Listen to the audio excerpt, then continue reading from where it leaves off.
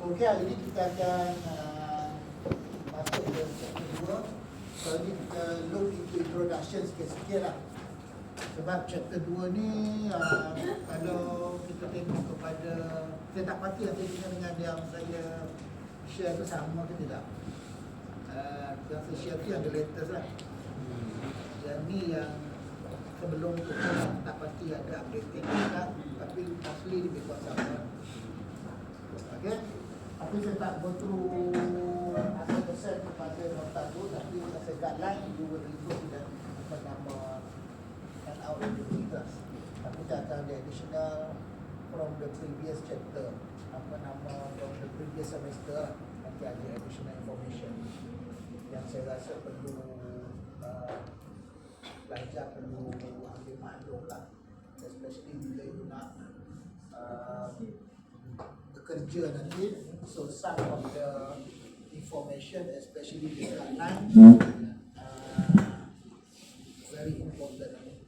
So untuk chapter 2 lebih kepada water quality. So biasa dalam environmental the application dia, the water quality ni adalah in any project.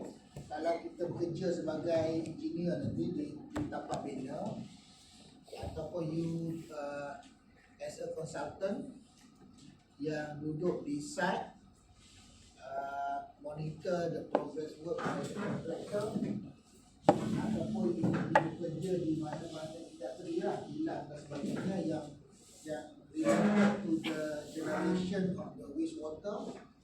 So the water quality is one of the main element ataupun satu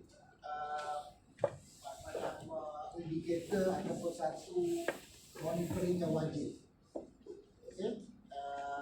Yang perlu kita buat. So sebagai engineer ataupun apa nama whatever yang kita ni lah, kita kena understand on how to apa nama monitor the water quality, especially the standard guideline yang dikeluarkan oleh Jabatan Alam Sekitar Malaysia. Sebab kadang-kadang kalau you as a environmental consultant contohnya, katalah you dilantik to monitor the environmental work dekat construction site. So and then you do the monitoring for the river water quality contohnya. Okay? So you must understand which guideline yang kita kena refer, ataupun which standard yang kita kena refer. Sebab dalam DOE standard dia ada macam-macam standard guideline. Kalau kita tengok dalam Akta Kualiti Alam Sekeliling pun dia ada regulation for wastewater, regulation for industry dan macam-macam lagi, regulation for apa nama landfill. So dia lain. So bila water quality ni dia kena understand yang apa regulation ataupun guideline mana yang kita kena refer. Okay. So bila sebut water quality, salah satunya adalah National Water Quality Standard. Tapi sebenarnya di nota ni mungkin dia narrow down kepada National Water Quality Standard ni lebih kepada sungai. Tapi sebenarnya dalam nature of the nature of kita punya scope of work sama sebetulnya. Sama. Okay, the nature of kita punya kerja when we are talking about water quality bukan dengan saja.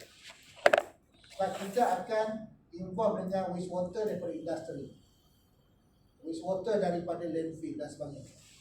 So dia tak boleh hanya kepada NWPS. NWPS ni hanya untuk river water. Bila you buat, contohlah you buat modeling, water quality modeling, untuk katalah untuk integrated river basin management, bawah jabatan JPS, Jabatan Pelayanan Saliran. Biasanya JPS banyak projek on integrated river basin management. So biasanya kalau kita buat monitoring on river, bila you collect the sample along the river to come out the water quality model, so kita akan refer the NWPS standard lah. So NWPS standard ni issued by DOE juga, cuma dia lebih kepada river, bukan kepada industrial wastewater. Dia should be, sepatutnya dia tak boleh standard macam tu lah. Bila untuk water quality, dia mesti menyeluruh. That's why saya kena tambah lagi information lah, supaya saya takut nanti bila kita ajar, sometimes the issues now is sometimes the lecturer who are preparing the nota, dia tak involved with the industry. So dia hanya look into satu source of indicator for water quality. Okay? So nanti takut you kerja, you ambil sampel dekat industri. Contoh you ambil sampel dekat kilang Evergreen yang keluar masuk parit dia, and then you refer to this standard. Salah. Because the industry dia ada standard dia. Dia ada wastewater industry apa? Effluent discharge. Kalau you buat study ataupun the company appointed you as a consultant to monitor the landfill punya site, you ambil dia punya leachate from the landfill, you tak boleh refer the BPS, you tak boleh refer the industry effluent discharge. You kena refer pula landfill punya leachate discharge pula, lain. Tapi semua adalah related to water quality. Okay?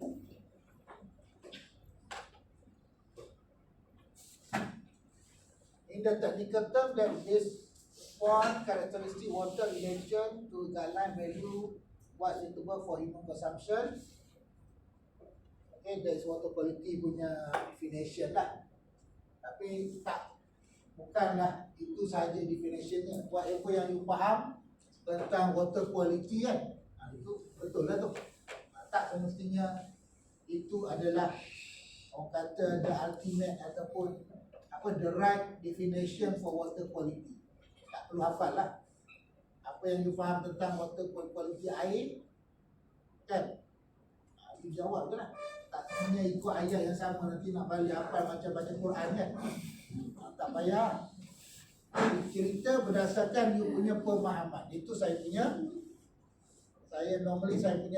punya expectation macam tu. Bukan berdasarkan kepada memorize benda ni. Saya takkan tengok jawapan dia berdasarkan ayat macam ni kan. Mesti ada the technical term. Tak payah kan. Whatever yang you faham, the meaning of the water quality, betul lagi. Okay. So objective adalah to control discharge of pollutant, so the water quality is not degraded.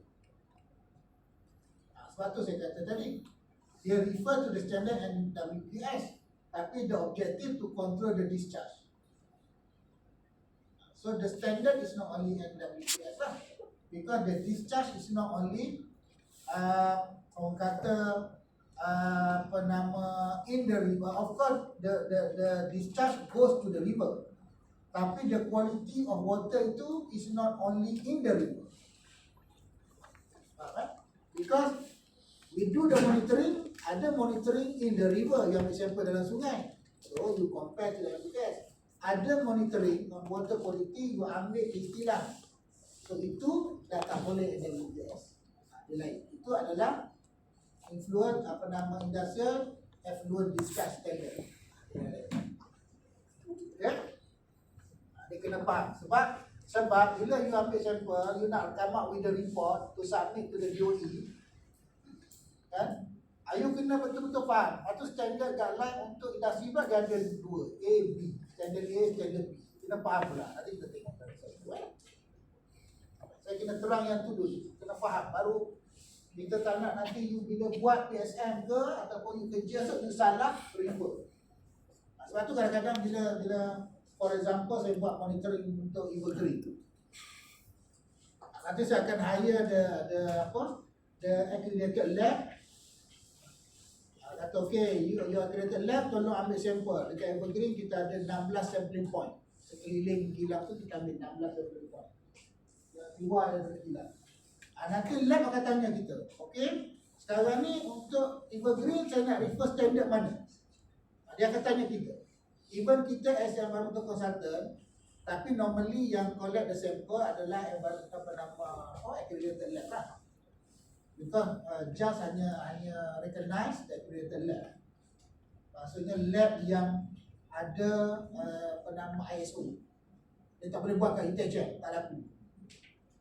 Even kita ada facility canggih, tapi because we are not accredited lab, so kita tak boleh buat apa nama water quality monitoring which are submitted, the report submitted to DOE. Kalau setakat nak belajar boleh lah.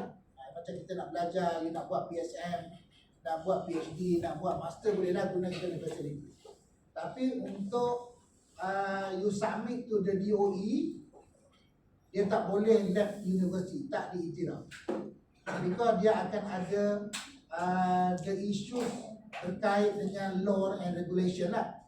In case katalah Evergreen kena saman oleh DOE because of dia punya effluent discharge dia above the standard limit. Masuk mahkamah. Bila masuk mahkamah, tengok report by UTHM, tengok lab tak accredited, so DOE akan kalah because lab tak diiktiraf. Kalau lab luar yang di-accredited by SIRIM, jadi law apa nama, bila dia sue kat mahkamah, bila katalah apa nama Evergreen bawa ke mahkamah, dia tak boleh bangkitkan isu because yang ambil sampel, yang test the sampel adalah accredited lab. Even kadang-kadang accredited lab ni dia tak buat pun eksperimen kan, you hantar kat dia contoh kan, ada case you hantar kat dia because dia dah ada database kat bank kan, bank of result kan. Kadang-kadang kita hantar dia tak test pun, dia ambil result lama-lama dia bagi kita. Kita tak tahu. Tapi saya pernah dengar lah daripada dia punya former, dia punya staff kan, dia kata kadang-kadang dia tak buat pun. Tapi kita tak boleh lah kata dia tak buat kan, kita tak tengok kan. Kita tak boleh lah kata, oh lab ni menipu.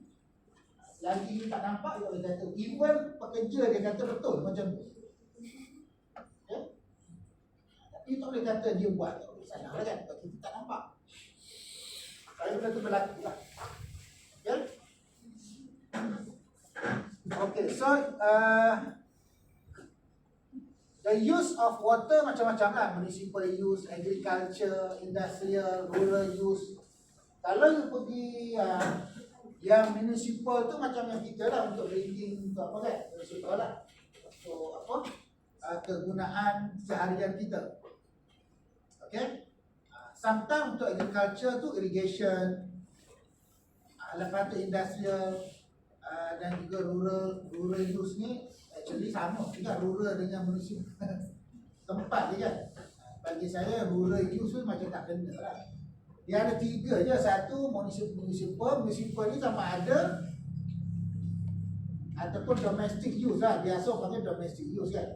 Domestic meaning that kita lah sama ada hidup kat bandar ke, hidup kat kampung ke, tapi the purpose of water tu for drinking purpose kan. Dia tak ada isu kat rural ke, kat bandar ke kan. Normally we are calling it domestic use. Yang kedua agriculture, yang ketiga industrial. Kalau from my experience, kalau industrial ni apa nama, one of the industry apa nama, kelapa sawit lah, kelapa sawit. Because saya banyak masuk bidang kelapa sawit. Jadi kita banyak masuk ke kelapa sawit. Ada Felda, FG, plantation. So, penting dia punya kilang.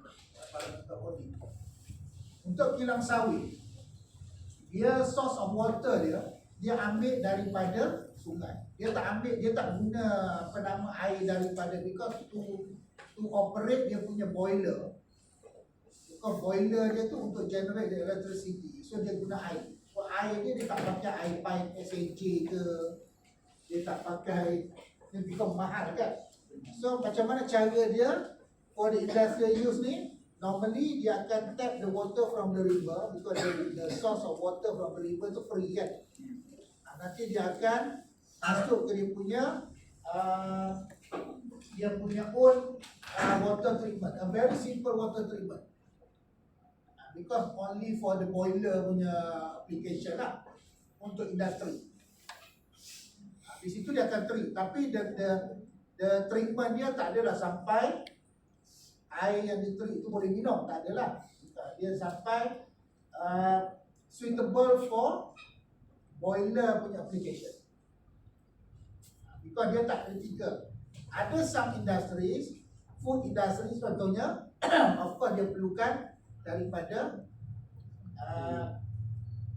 water treatment plant yang treated the quality dia up to the drinking punya standard. Untuk food kan, food industries kan, takkan nak masak, nak buat kari pak dekat kilang, jual kat kita, dia pakai air sungai kan. So some of the industry dia just guna from the river, dia treat at certain standard, dia pakai. Okay? For the agriculture, contoh di ladang sawit pun sama. Some of the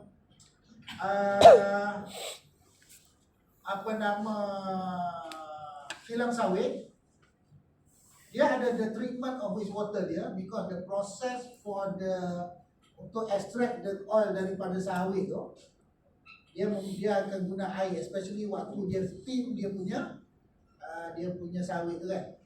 So dia punya wastewater tu nanti dia akan treat. So in certain stages, dia tak sampai some of the treatment dekat sawit, kilang sawit, dia sampai discharge to river.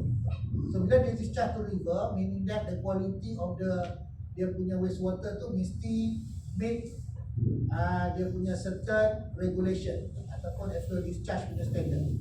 Sometimes dia tak boleh meet the standard tu untuk discharge to the river. Jadi sekarang ni kebanyakan kilang sawit, kalau you melawat kilang sawit, dia akan buat the process of land application. Maknanya dia treat separuh saja, instead of daripada proses pertama sampai terakhir pun masih tak meet the requirement.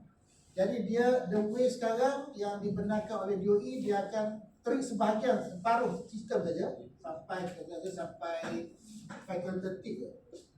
Dia tak sampai algae tu lah, betul? Dia akan dispose to the land application for agriculture. Biasa dia akan pump to dia punya kilang, dia punya ladang sawit. Because the purpose dia, why dia treat sebahagian saja, because dalam palm oil mill effluent, POME, kalau POME, palm oil mill effluent, dia punya organic content very high, especially the BOD. Okay? Jadi because of the organic very high, so dia assuming that this organic content akan menjadi baja kepada pokok sawit. Jadi normally kalau ikut guideline sekarang yang DOE benarkan, dia punya concentration yang boleh discharge to the land application, especially for agriculture. Kalau daripada kilang sawit ni, biasa dia punya BOD dia dalam 500 mg per liter. So baru dia akan pump juga ladang-ladang dia lah. Biasa kalau dia pergi ke kilang sawit, mostly kebanyakan sekarang dia dah nak move to the system land application. Dia tak ke river discharge lah. Because dia memang, kalau dia nak river discharge, memang susah dia nak make lah. Kecuali dia menggunakan sistem yang yang high end ataupun ni lah. Ada juga kilang yang guna sistem yang water discharge. Okay, water resource, ini tak payahlah, semua tahu kan. Tak payah baca pun tahu. Snow, surface water, groundwater, air laut, desalination. Bukan desalination. Bukanlah desalination lah, desalination. Remove the garam from the sea water kan. Saline water. Tapi kat Malaysia tak ada lagi. Tapi kalau you pergi Mekah, ada. Kalau you buat hotel kat Mekah tu, nanti malam nanti kan lori hantar air laut lah, air garam tu yang dah desalination. Kalau dia sana okey lah, duit banyak kan. Jadi kos airnya mungkin tak mahal pada kita. Tapi kalau kat Malaysia buat guna desalination, biasa kita ramai yang mengamuk kan, because very high cost kan. Even kita pakai river water pun dah masa mahal kan. Sebulan kena bayar RM10 pun dah mahal kan. Okay. Ground water banyak dekat Kelantan lah, banyak. Kelantan ni champion lah kalau ground water ni. Kalau bulan-bulan sini mungkin tak sangat. Ground water kat Kelantan champion lah, because sebab tu company concession untuk water supply air Kelantan dia tak untung sangat kan. Betul kan? Sebab bukan tak untung, kenapa? Sebab orang kampung dia tak nak ambil air Kelantan, kena bayar kan, mahal kan. Baik dia ambil air PG free. Kita kat Johor ke, kat Pahang ke, kurang lah. Sebab kita tak expose tu. Mungkin zaman dulu kat Kelantan susah air kan, dia dah biasa dengan guna air PG kan. Masih ingat zaman saya kecil-kecil dulu, umur 5 tahun, 6 tahun kan, balik Kelantan kan. Rumah tok saya arwah, orang pakai perigi je lah. Tapi masa tu memang tak boleh minum kan. Dia baru masak gitu kan. Dia tak dah tahun tahun 70-an kan. 78, 77, 80 kan. Dia orang tak wujud dia lah. Kan. Mak you pun tak kahwin lagi. Okay. Satu air masam kan. Air masam. Tapi itulah the only source of water. Ground water until now lah. That's why Kelantan memang champion. Kita boleh cakap orang. Okay. Kalau kat Johor, most of the semua pakai air pipe. Kalau tak ada air, ni sekarang kan keluar statement kata shortage of water kan. One of the district adalah Batu Pahat lah, because of the cuaca ni lah. So berhati-hati lah. Hopefully hujan lah ni. Tengok gaya hujan alhamdulillah lah. Lepas tu ramai pula student kecil ada kat sini. Agak-agak balik lama sikit kan. Kurang lah penggunaan air kat Raja kan. Sebenarnya jual lah menyumbang penggunaan air tinggi. 20,000 kan. Ada 20,000 kita kat Raja. Ada kan? Tak sampai. 20,000 banyak tu. Bila you all cuti lah, kita orang tenang biasa. Sebab kereta tak ada, motor tak ada kan, tak pergi kedai makan senang. Bila student naik, time maghrib tak payahlah pergi kedai makan. Tengok muka you all je semua kan. Jadi kita orang kena makan jauh-jauh. Okay, water quality parameter.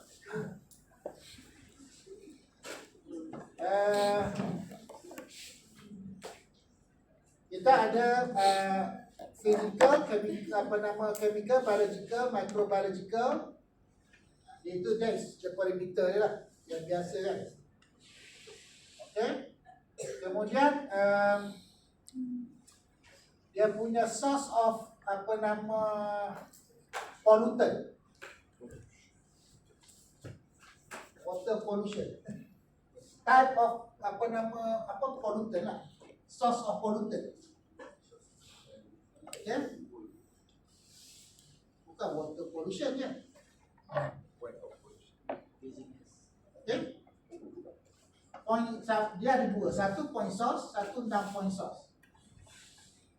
Point source ni pernah dengar? Point source, non-point source, pernah dengar? Tak pernah dengar? So point source ni adalah the pollution flowing from a single, ataupun you can identify the source dia. Maksudnya, kalau contoh kilang sawit, kilang industri, kita nampak air tu keluar, masuk ke parit, daripada parit tu dia mengalir ke mana, kita boleh trace air tu, nampak dia bergerak kan. Itu point source, maknanya very clear. Okay, non-point source yang you tak nampak, normally dia disperse dalam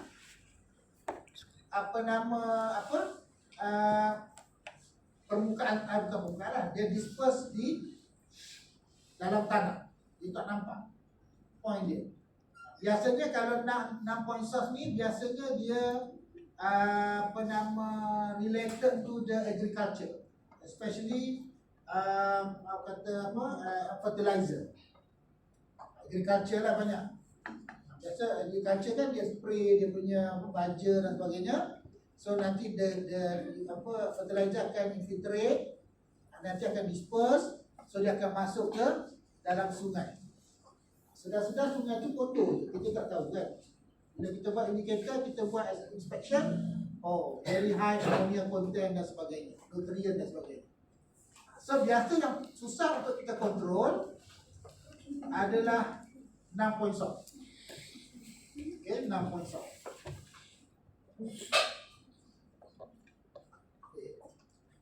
Ada soalan tak?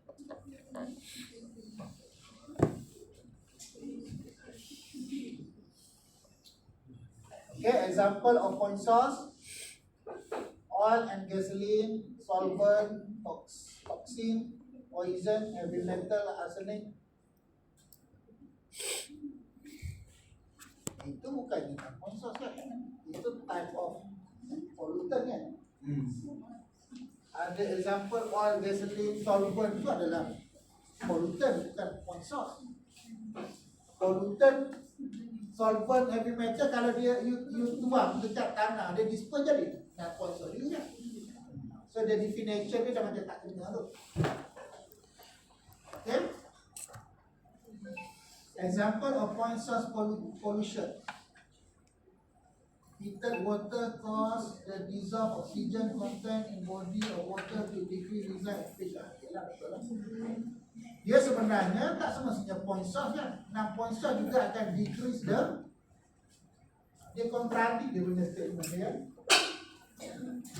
Dia punya statement dia macam tak kena lah dengan editor dia. Sebenarnya whatever source of pollutant, sama ada point source ke 6 point source ke, bila masuk ke dalam water body, river, dia akan affect kepada the concentration of DO, dissolved oxygen, ataupun oxygen.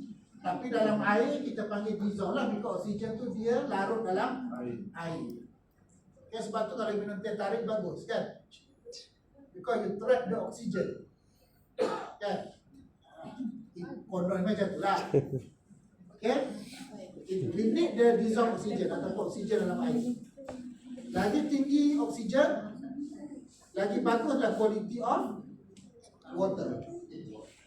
Okay, kurang DO, maka dia punya the level of pollutant increase, ataupun dia ada correlation lah between, biasanya correlation between BOD organik dengan DO. BOD meningkat, organik meningkat, DO akan berkurang. Bila organik banyak, that's why you nampak macam hitam kan, air tu kotor dan sebagainya. Itu kita boleh indicatkan BOD-nya akan tinggi. Okay? That's why kalau you ambil sampel air sungai, you test the BOD, you compare dengan sampel air daripada industri. Of course, the industry akan memberikan nilai concentration of BOD yang tinggi as compared to the sungai, air sungai. Okay? So hazardous toxic material from manufacturing and industry discharged directly into the water, usually through a pipe or leaky underground tank. Salah kan? Dia nak leak ke, dia nak apa, tak kisahlah. Tapi the aim, the point dia itu adalah pollutant kan? Okay, example of 6 point source. Tu ternak kambing, ternak lembu. Itu confirm lah, kan?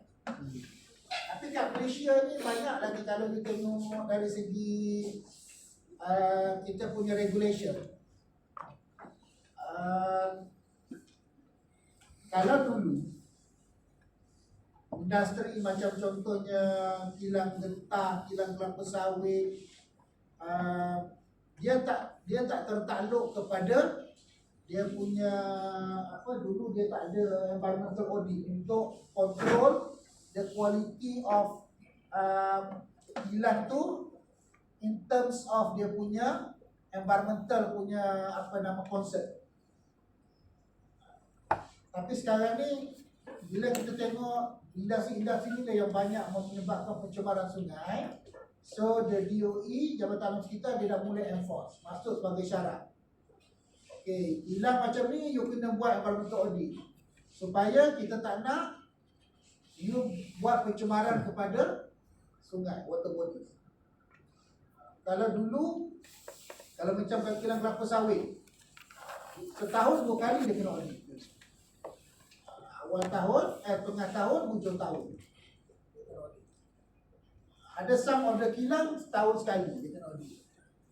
Okay? Dan during the audit kita akan tengok water quality discharge dia punya air pollution, noise pollution, dia punya apa? The process of production tu kita akan tengok. Okay? Supaya dia tidak affect kita punya water quality lah, especially in the river kan. Okay? Okay, pesticide, herbicide, and wash into nearby lake and river. Okay, ini ada pengalaman saya audit di apa? Di Padang Besar. Kalau kat Padang Besar tu, di betul-betul boundary of Padang Besar dengan apa nama Thailand tu, dulu kita apa ladang temu suping kan. So sekarang ni ladang kilang temu kat sana dah tutup kan, dah tak beroperasi. So kawasan tu dalam 200 hektar. So koridor utara, apa nama dia panggil authority, NCR, not koridor. Dia ambil that 200 hektar tu, dia develop sebagai agriculture, modern agriculture, industry. Jadi daripada 200 hektar tu, 100 hektar dia tanam jagung. Bukan jagung untuk makan, jagung untuk ternakan haiwan. Lepas tu 100 hektar lagi dia tanam pokok teh. Buat teh.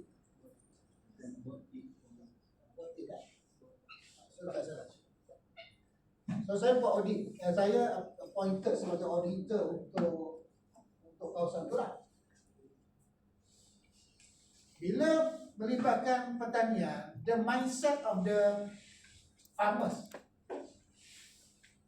it's not only farmers lah, NCR sendiri lah.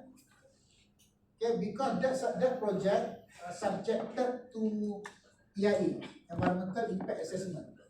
Okay, so bila EIA, kenapa mati? Oh, itulah. Ingatkan dia rosak. Bila subjected to EIA, one of the requirement EIA ni environmental assessment, of course, related to the environmental monitoring. Okay, so bila environmental dia ada syarat dia. Jadi farmers kat situ yang operate the apa nama industri tu, okay, dia kena follow the regulation, the EIA punya requirement. Jadi bila kita sebagai environmental auditor, kita pergi, kita akan tengok dia punya requirement by EIA. Kita akan baca daripada 1 sampai lah. Kalau ada 100 syarat dia kena patuhi. Okay? Jadi the mindset of the farmers, it's not only the farmers lah, NCR sendiri pun. Because they need to spend money to pay the environmental auditor. Satu. Because you pergi audit, for 1 day audit, you charge dia is about 7,000, 8,000. 1 day, because dia cover a big area. Lepas tu dia kena buat monitoring, cost for monitoring. Contohnya water quality monitoring every month. Lepas tu dia kena buat tube well untuk monitor the groundwater quality. Because bila agriculture, kita tahu di agriculture tadi kita sebut 6 point source. Jadi kita tak tahu di air quality of water tu bila dia apply the fertilizer. Jadi bila the pollutant tu disperse as a 6 point source, jadi kita kena buat well monitoring. Well apa nama apa? Ground well monitoring. Dia kena buat lah 2, 3, 4. Sudah berapa cost? Kena monitor every month. Hantar ke lab. The cost to do the experiment Ingat dalam 3,000, 4,000 sebulan. Mahal kan? Mahal. Lepas tu kena buat macam-macam monitoring dan sebagainya. So because of the cost, dia orang mula untuk avoid. Pergilah mesyuarat dengan DOE lah, boleh tak buat ni kan. Kita pertanian saja tak mencemarkan alam. Because dia tengok pada surface kan, dia tengok kita pun dah cemar, kita pakai baju okey je, tak ada air, tak ada air jauh dia kata kan.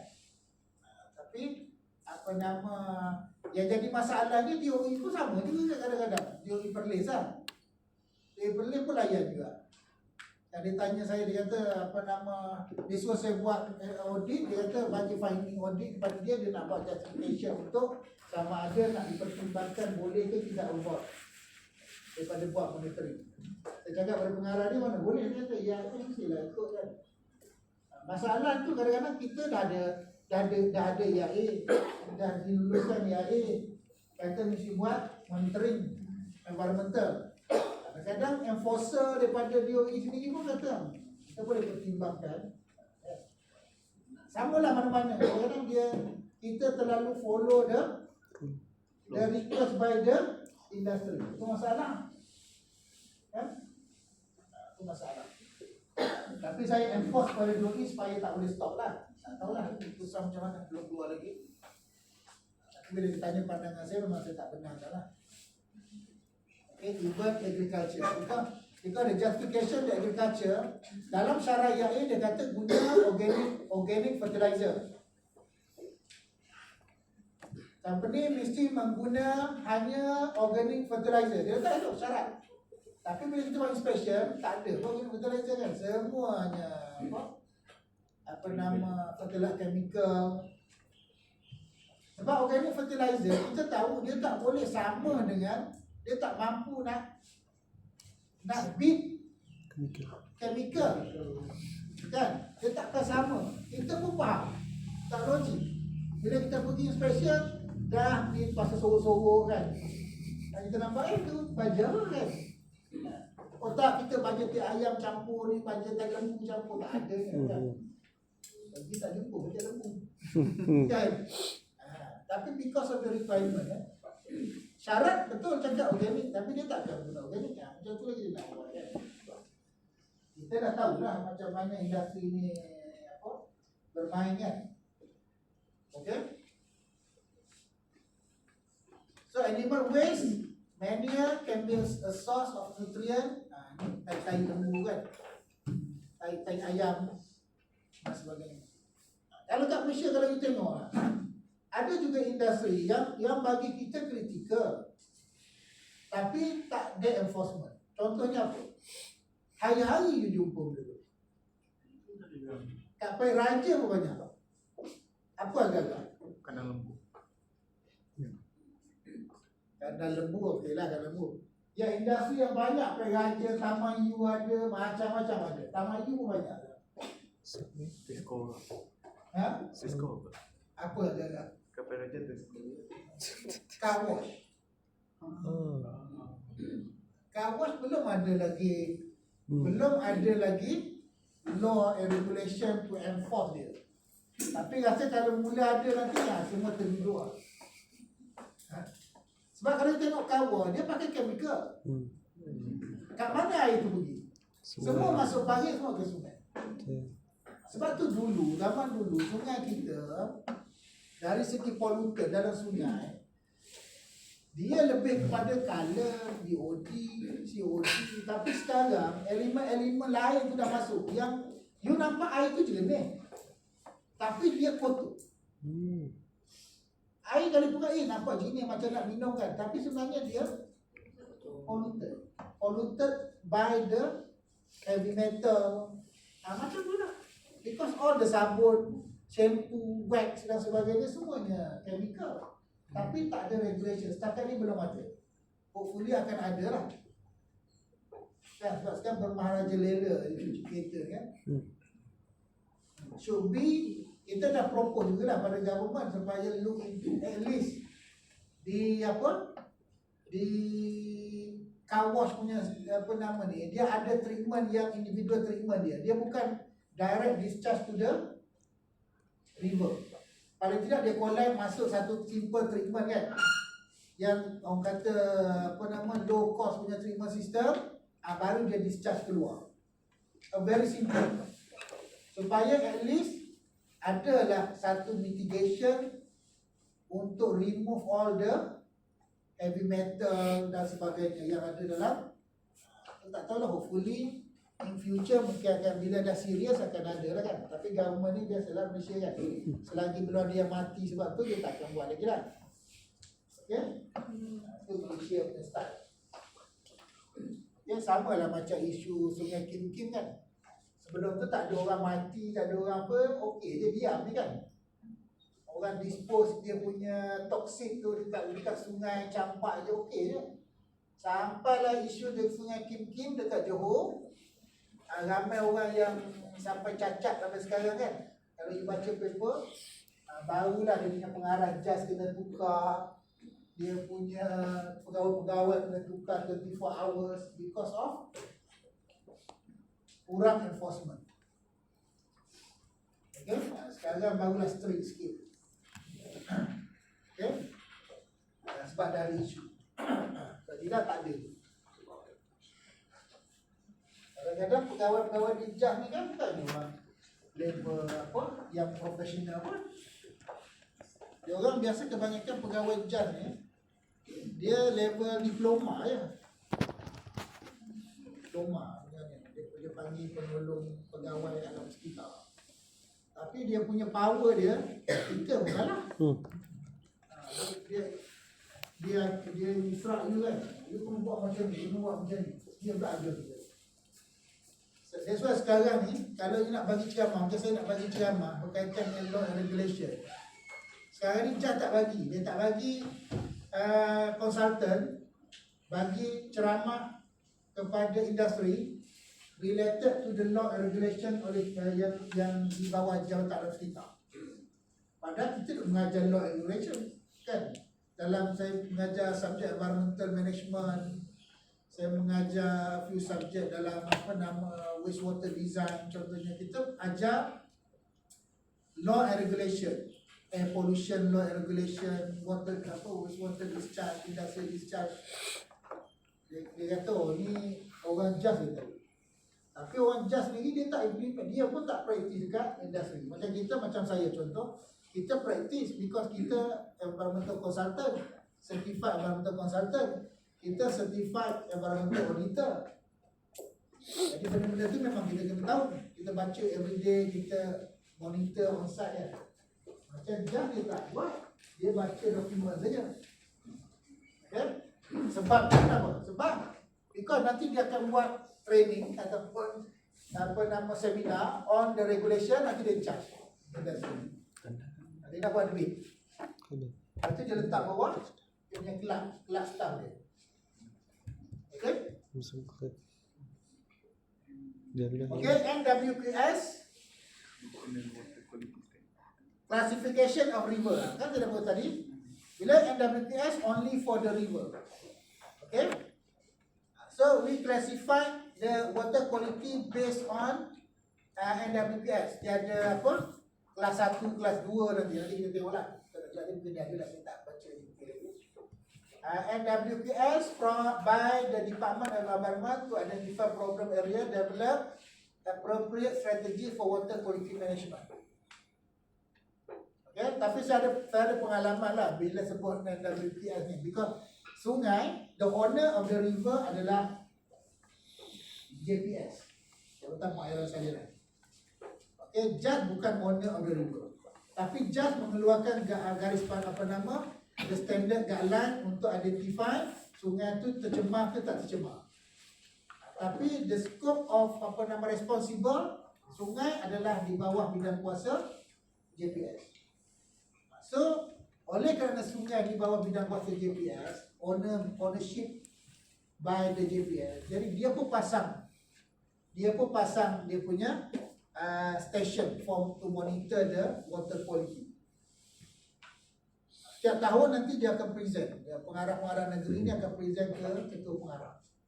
Okey, Kak Pahang, sungai ada 10, 2 tercemar, sederhana tercemar apa nama ni selebihnya bersih dan sebagainya. So sometimes dia kadang-kadang ketua pengarah dia saja je lah dia nak tanya. Ni sungai ni faham dulu kenapa dulu ada 3 tercemar, sekarang tinggal 1, 2 apa cerita, 2 dah okey. Kenapa okey? Oh kita buat macam ni kan. Nanti ketua pengarah kata betul ke you buat ataupun you ubah stesen ke. Sometimes ya mungkin berlaku kan. Jika dia letak stesen, stesen kat sini, kalau kita letak kat sini sampai ke sudah sungai ni tercemar, kita ubah stesen tempat yang okey sikit lah. Kan? Kalau sungai Seberong, sepanjang sungai Seberong, bukan semua point tu tercemar kan. Ada yang tak tercemar, ada yang okey, ada tak okey kan. Jadi kata nak improve the status of the river Seberong, kita ubahlah stesen pula tempat lain, tempat okey sikit kan. So nampaklah okey Rizal, mungkin lah kan. Tapi dia joke je lah. Tapi possibility tu ada lah kan. Because bila you letak the station, they tap the water at that station, dia represent that point saja kan. Even kita tahu dia punya pollutant bila masuk dalam river, dia akan accumulate, mengalir kan, dicampur kan. So at the end dia akan dapat satu dispersion of the pollutant along the river kan. Tapi the logiknya you ambil point situlah you dapat bacaannya. Okay? Kalau you ambil kawasan yang bersih, memang bersih lah. Kecuali sungai tu memang dah tercemar teruk sangat, mana-mana stesen pun sama lah. Itu lah. Okay?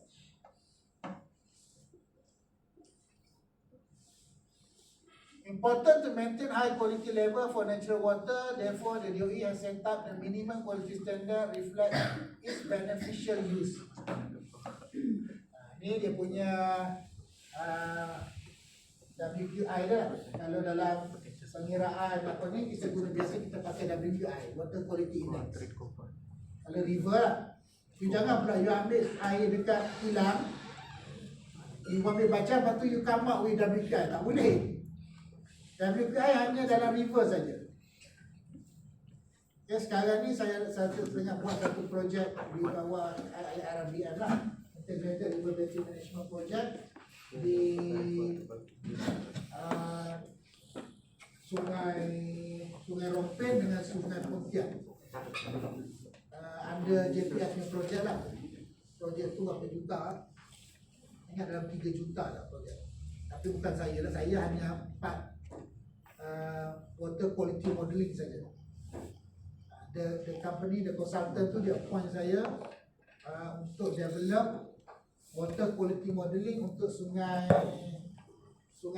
Rompen, catchment Sungai Rompen dengan catchment Sungai Pontian. Sungai Pontian di Pontian, Sungai Pontian di Rompen. Di Rompen tu, kalau daerah Rompen tu, catchment of Rompen tu dia ada 2 sungai. Satu Sungai Rompen, satu Sungai Pontian. So saya buat 2 model untuk sungai tu lah, untuk project Integrated River Basin Management. So for that modeling tu, kita pakai Fall 2E model. Kita develop the model to represent, that model will represent the real river. So kita akan come up with the WQI lah, along the river. So along the river tu setiap to come up the model, Fall 2E model tu, kita akan ambil every 1 kilometer. Mana kita akan segmentkan every 1 kilometer satu sampling point. Bukan satu sepanjang sungai tu 2 point je. Kita segmentkan. So nanti naik boat lah. Naik boat sepanjang sungai tu. Saya dah tanya lah, sungai ni ada buaya tak? Saya paling takut tu lah. Kalau ada buaya saya tak turun lah. Dia turun kan. Saya duduk kat darat je lah. Okay. Pengalaman saya tak pernah jumpa dah. Setakat ni saya turun sungai tak pernah jumpa buaya ke. Tapi saya turun sungai di Pengerang. Waktu projek Pengerang kan. Pengerang kita ada few projek kat sana. Environmental monitoring under projek TNB punya company. Kita turun sungai lah. Turun. Dia kata itu kita hire orang lah. Kita buaya dia kata tak turun lah. Kita dekat rakit je kan. Kalau dekat Pengerang tu, dekat apa nama, Padang Penawar tu sungai, kalau you cross the jambatan tu, kat jambatan tu sampai Padang Penawar tu kan.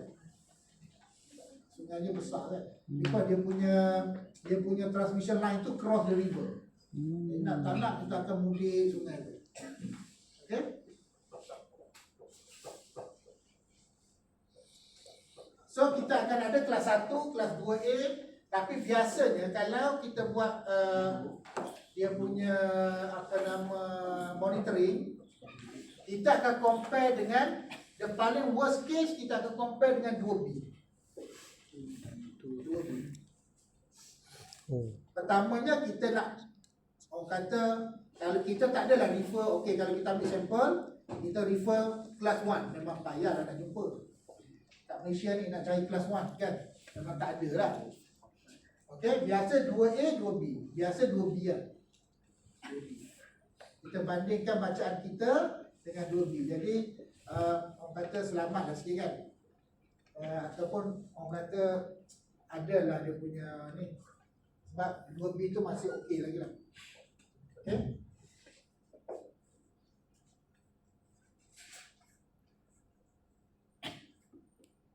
So dia punya indikator dia berdasarkan kepada the value of apa nama BOD, ammonia, substance solid dengan apa nama 3 parameter tu, and then dia come up with WPI. Dia ada formula dia tak tunjuk dia formula. Okay, dia ada formula dia. Lepas tu kita akan kira, kita akan classify dia tercemar ke tak tercemar sungai tu berdasarkan WPI. Okay, kita jarang kita apa nama conclude the river itu polluted ke tidak berdasarkan parameter. Kalau macam ni parameter lah, ni parameter 1, parameter BOD, parameter ammonia.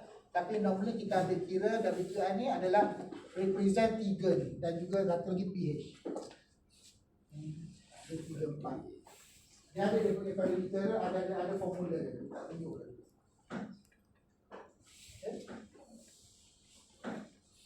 Okay. Ada soalan? Setakat ni?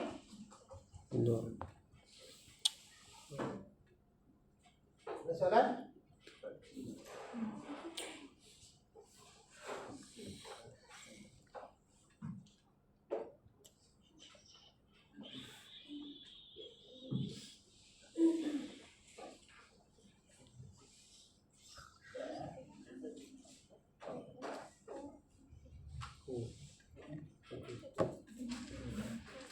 Masalah dia cepat lompat lah.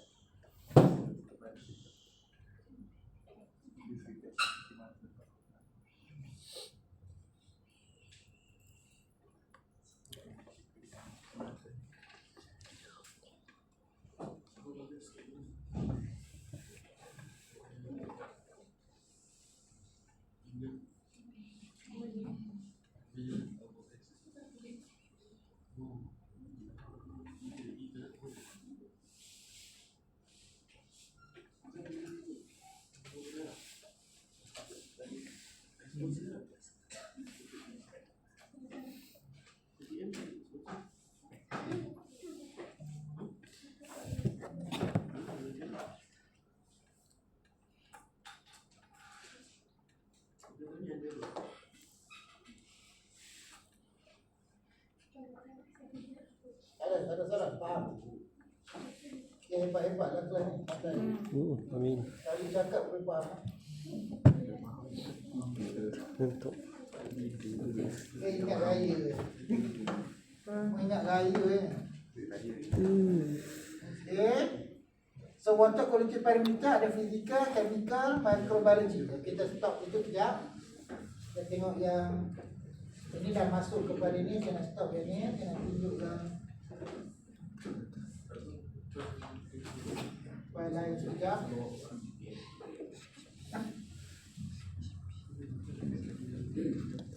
Ini additional lah. So nanti lepas raya kita sambung yang chemical lah, physical lah, apa semua jatah tu kan. Kita belajar jangan banyak-banyak. Belajar sikit. Main banyak tak apa.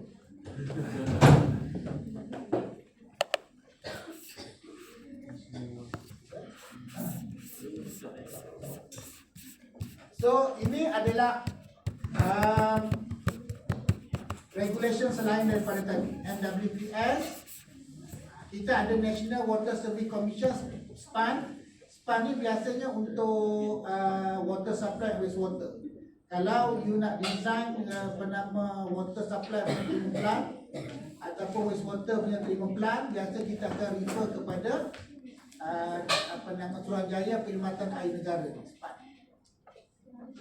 Okay, bahasa Melayunya Suruhanjaya Perkhidmatan Air Negara. Kalau dulu dia punya regulation bahawa guideline ataupun guideline untuk design water supply dan wastewater bawa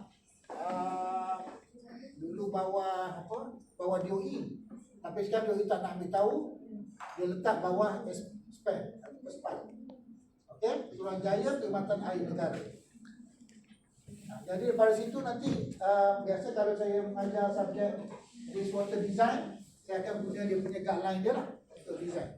Because in the real practice, biasa consultant design the wastewater treatment plant ataupun water treatment plant, kita akan refer this standard guideline daripada SPAN lah.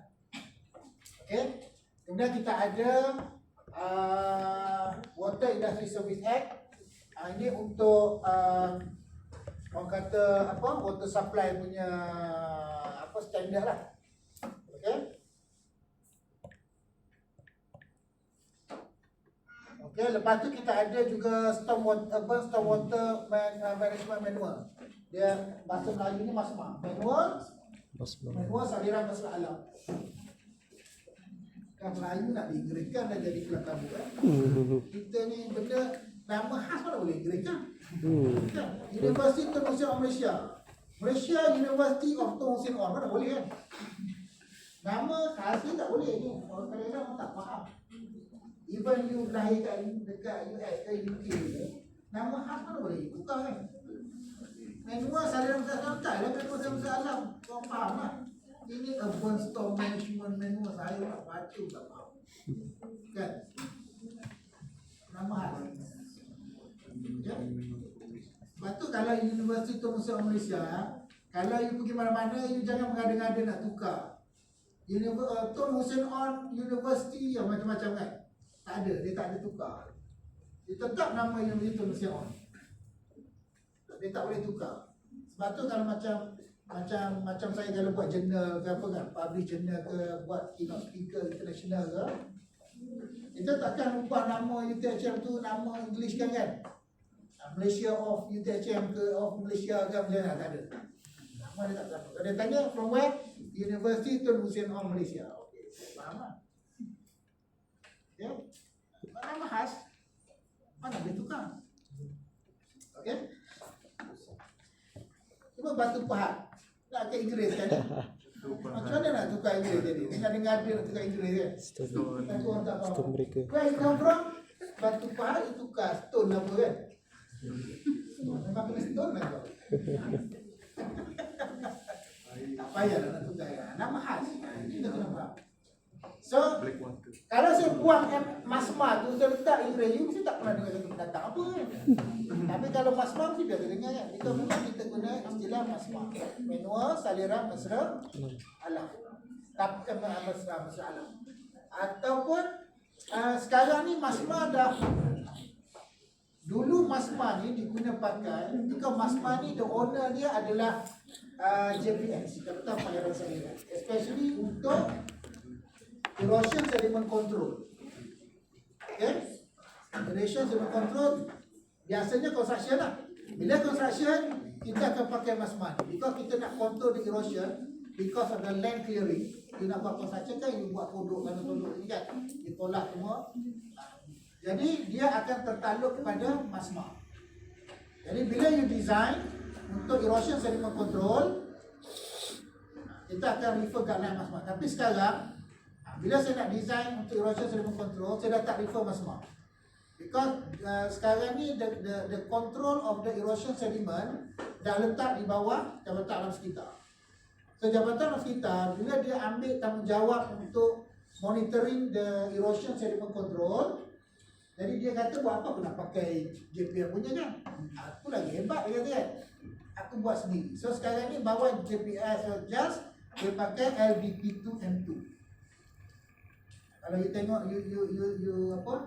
You cari dekat internet, you boleh baca lah. Sekarang dia pakai LBP2M2. Dia sama. Actually dia kuat, dia sama dengan plasma. Tapi under just. Jadi kalau saya macam saya apa nama certified professional untuk erosion sediment control, untuk design erosion sediment, biasa kita akan pakai LBP2M2 lah dalam untuk design erosion control. Kalau you tengok kan, kalau you nak faham mudah, kalau you tengok dekat panjang jalan ni yang baru buat ni, kalau you nampak kan dia punya curtain yang macam pagar dia. Itu one of the erosion control lah. Dia panggil seat curtain. Projek mana-mana mesti ada erosion sediment control. Macam-macam lah. Nanti kalau you belajar, saya tak pasti dalam subjek ni ada ke tak. Tapi kalau you belajar dalam subjek environmental management, dia ada satu kita dah masukkan elemen erosion sediment control. Okay? Menarik kan? Macam saya beritahu minggu lepas lah, kalau you nak sekarang ni janganlah fikir masalah sebagai konsultan ni kan, CNS konsultan ni. Pergilah environmental, sit for the exam. Kan? Ambil lah apa, SESWI ke, SIZAC ke, ataupun CPASH ke. Macam saya ambil SIZAC dengan CPASH. SIZAC untuk Inspector for Erosion Sediment Control ni level dia kalau you nak jadi environmental officer. Jadi kena ada sama ada SIZAC ataupun SESWI. Pilih salah satu lah, dua-dua daripada US. Tapi kalau you nak ke design, macam you nak jadi IR tu, certified punya designer, kalau untuk dalam environmental, dia panggil Certified Erosion Sediment Control Professional. Itu IR punya level lah. Itu untuk design saja. Itu lagi tough lah. Pun US juga. Okay. Masa saya ambil tu, daripada berapa orang masa tu, dalam 60 orang yang sit for the exam, saya ingat 5% dia lulus. Susah lah. Kalau kita akademia kan, akademia dia okey lah kan. Even saya duduk exam pun masa-masa duduk sebelah saya nak minggu kan. Okay? Memang susah lah. Alamat bila exam untuk apa nama certified auditor, environmental auditor pun ada exam. Berapa jam lah? 3 jam. Tapi mudah lah environmental auditor. Kita akademia ni membaca okey lah kan. Pun ramai duduk sebelah saya ni. Dia bagi je lah, tiba nak tiba kan. Tapi kalau yang certified erosion sediment control exam dia susah sikit nak tiba lah, because dia design. Macam you belajar design kan, dia design structure. Bukan structure bangunan, structure erosion. Dia bagi satu case study, bagi map kan. Okay, kawasan contohnya pembangunan kawasan lereng bukit. Okay, you as a designer, apa protection yang you kena buat, you kena design, you kena science. That's what it is. Okay. Belajar seminggu je. Punya kursus tu dia seminggu. Seminggu, ujung tu exam. You keluar daripada exam tu 6 jam exam tu. Keluar exam macam you tak kenal dunia. Kalau orang suruh saya ambil, saya tak nak ambil. Nasib baik saya lulus. Okay? Kalau tak lulus, malu tu kan? Lecturer tak lulus. Pressure as a lecturer macam tu lah. Kalau kursus, that's why saya kalau pergi kursus, saya takkan declare. Saya tak, dia tak tahu pun saya lecturer ke apa kan. Sebab nanti kalau tak lulus, malu kan. Kalau kita kalau macam biasa, kalau saya akan cerita, saya kerja kontraktor, saya kerja apa, construction lah. Ideologi kan. Ni saya lecturer. Tak lulus juga lecturer. Bodoh betul lecturer. Kan? Malu. Jadi jangan declare. Okay? Dia diam. Nanti orang kata, lecturer pun tak pandai. Okay? Padahal memang tak pandai pun kan? Sebab kita tak pernah jumpa. Kena pula punya standard guideline, you kena faham.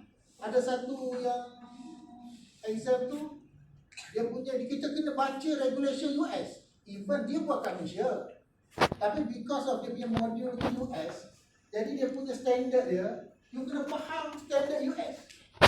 Kenapa kita nak pakai Malaysia kan? Patutnya Malaysia, bila dia ambil daripada US. Untuk regulation law tu, bukanlah Malaysia punya regulation kan? Ini US punya semua, susah nak faham kan? Jadi main buat dadu je lah kadang-kadang. Okay? And then ini adalah regulation untuk solid waste, because solid waste is one of the contributor for the air pollution, especially daripada landfill lah.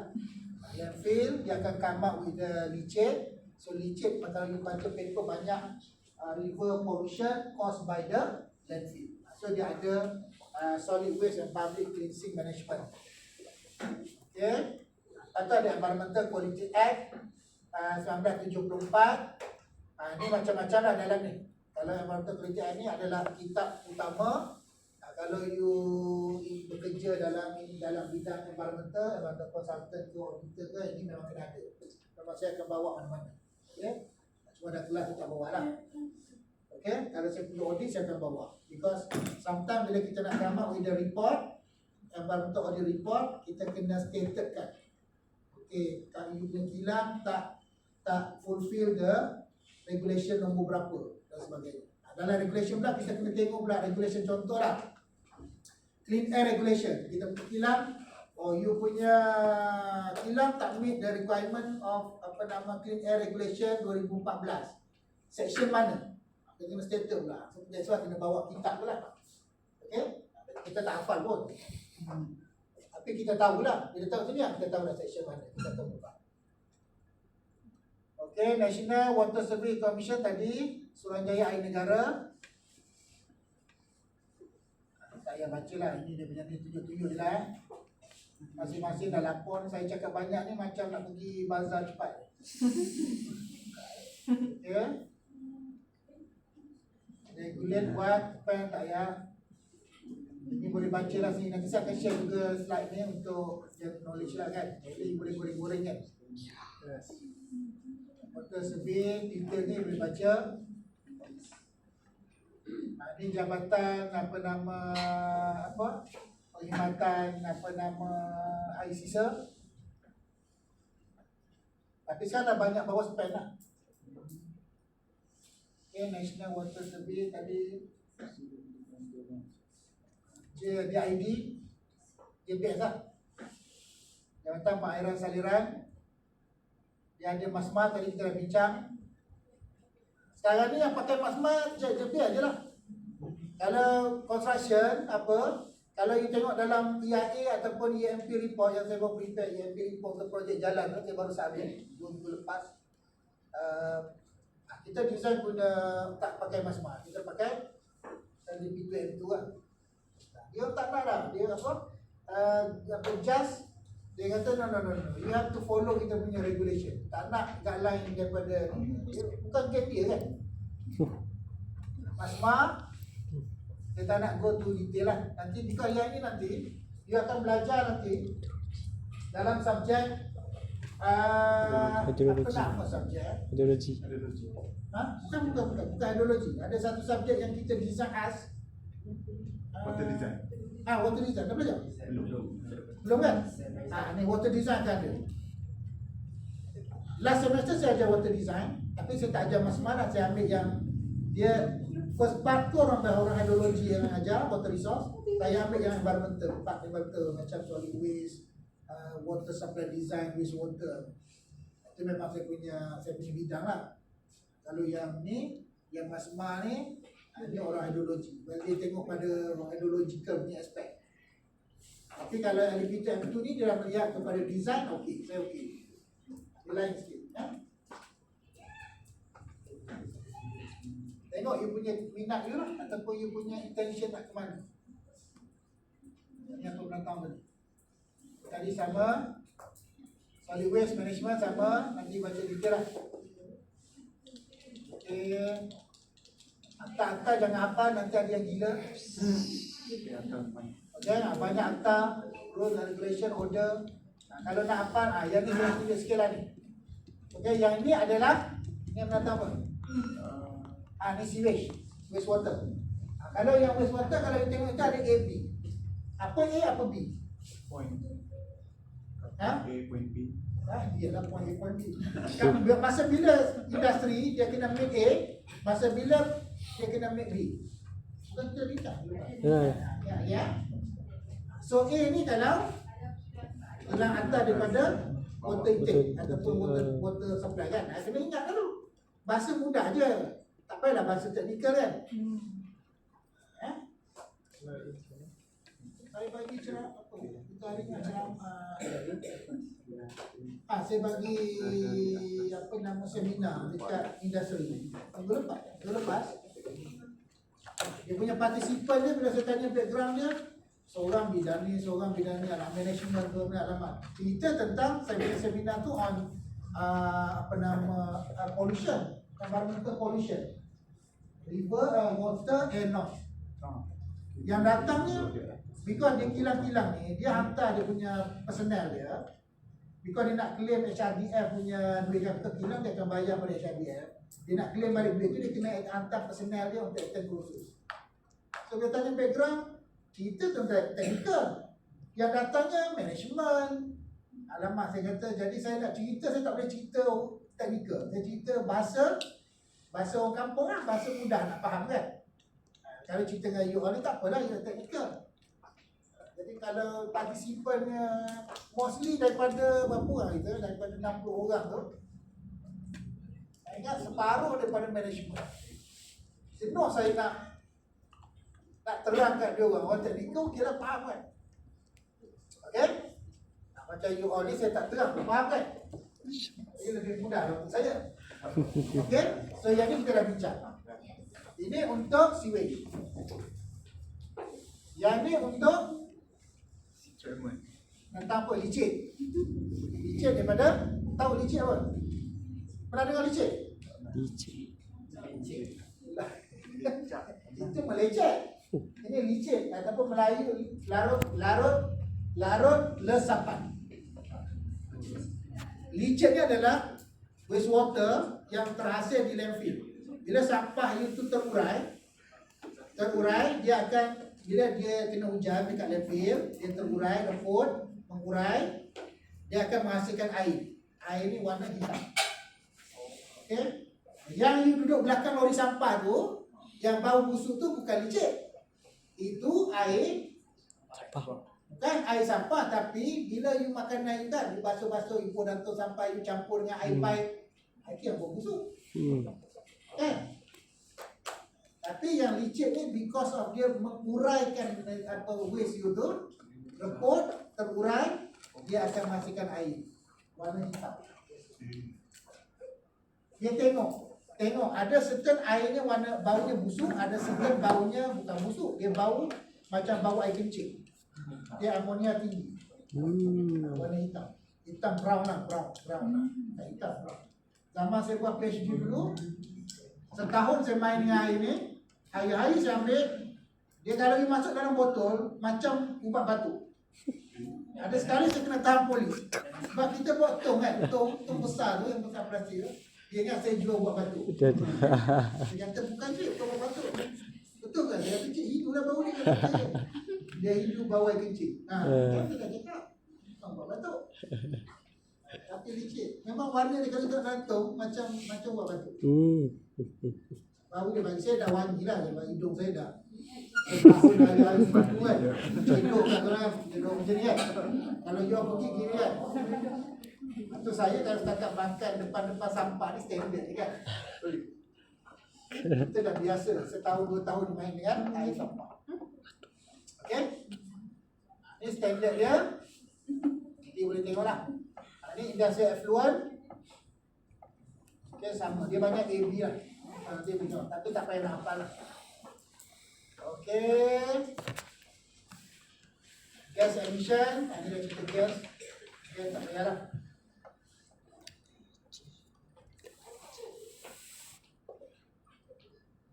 Ni yang A.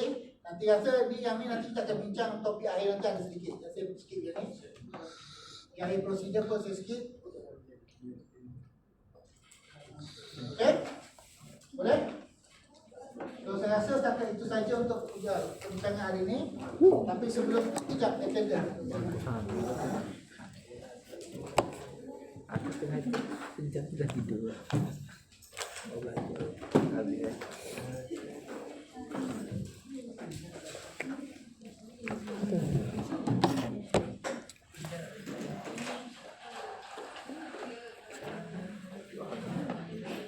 Terus boleh buka.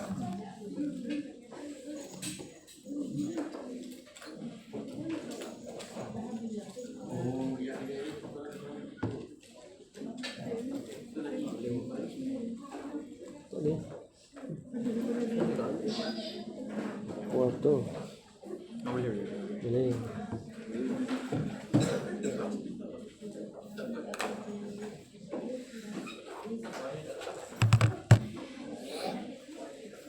Licik.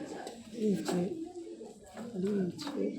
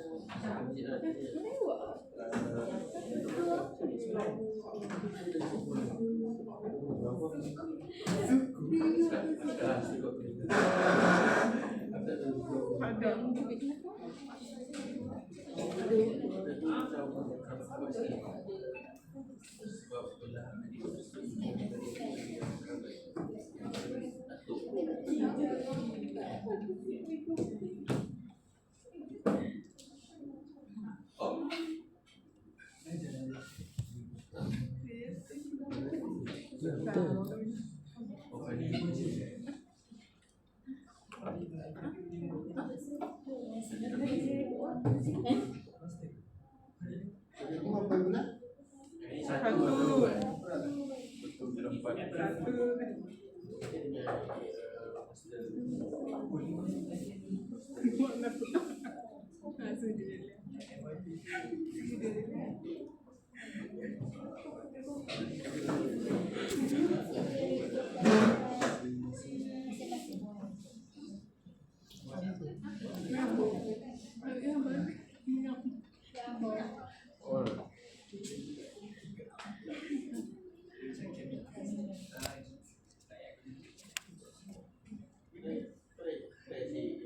Okey, masuk hotel, ikut kehadiran.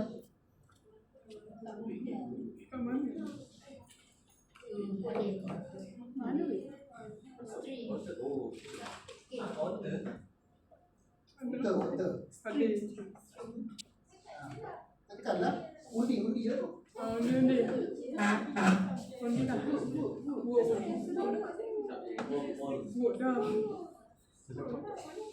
Buat dah. Nanti keluar nama 3, 6, 10, 13, 19, 20.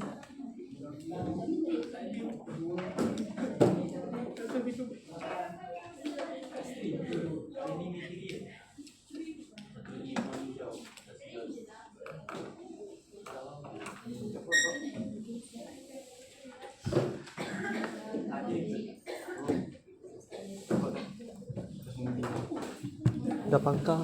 Apa?